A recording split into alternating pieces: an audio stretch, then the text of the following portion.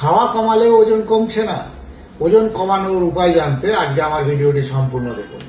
অনেকেই ভাবেন কম খেলে হয়তো ওজন কমবে। বাস্তবে দেখা যায় খাবার কম খাওয়ার পরেও ওজন তো কমেই না, উল্টে হয়তো বেড়ে যায়। এর পেছনে কিছু গুরুত্বপূর্ণ কারণও আছে। এক নম্বর হলো মেটাবলিজম স্লো হয়ে যাওয়া, হরমোনাল সমস্যা অর্থাৎ পিসিওএস, থাইরয়েড এর এই সমস্যাগুলোর জন্য অনেক সময় হয়। আর ভুল ডায়েট এবং যাদের অতিরিক্ত স্ট্রেস, যারা অত্যাধিক কম ঘুমান, তাদের জন্য হতে পারে। আরেকটি হচ্ছে যারা খুব সেডেন্টারি অর্থাৎ একদম মুভমেন্ট করেন না, অলস, তাদের জন্য হতে পারে। এবার তাহলে এর সমাধান কি? এর সমাধান হচ্ছে সঠিক ডায়েট।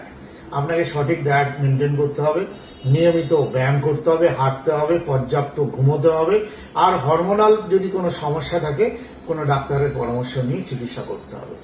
আর তাহলে আপনি কি কি করবেন?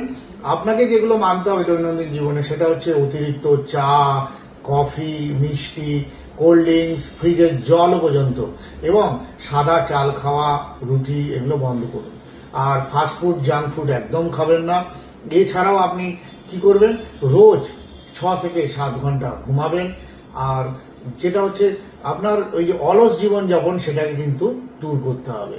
আর হোমিওপ্যাথি ট্রিটমেন্ট কি আছে?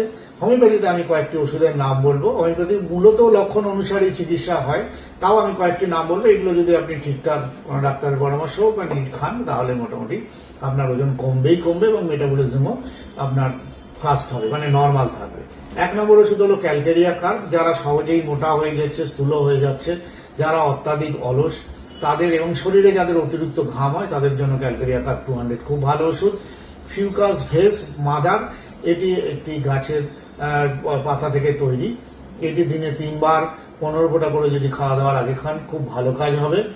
আর আরেকটি হচ্ছে ফাইটোলাক্কা বেরি, এটি একটি ফল। এটি দিনে 3 বার 15 ফোঁটা করে যদি খান রেগুলার, তাহলে আপনার ওজন কমবেই কমবে।